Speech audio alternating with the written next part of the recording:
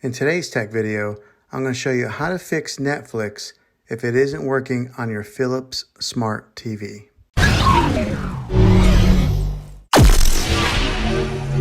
The first step that we are going to try, and it's probably the easiest one, is simply unplug your TV from the wall outlet and wait 60 seconds.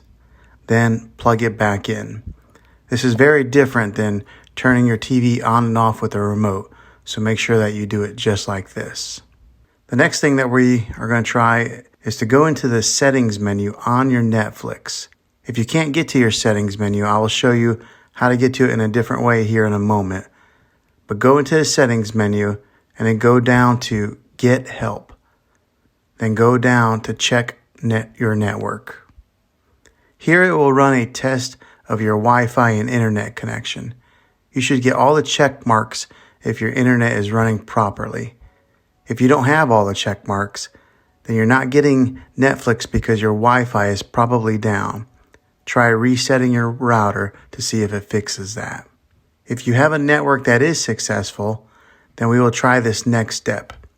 Go ahead and click down one more step where it says Reload Netflix.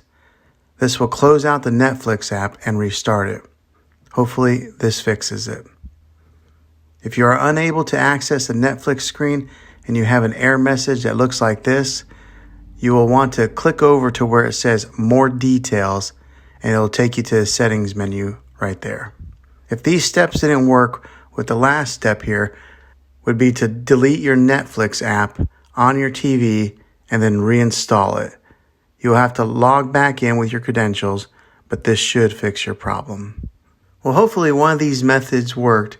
If not, I'll put a link in the description down below for a TV that I recommend. Well, hopefully this video was helpful, and if it was, go ahead and hit a thumbs up on it.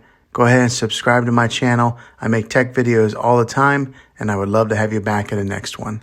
Take care.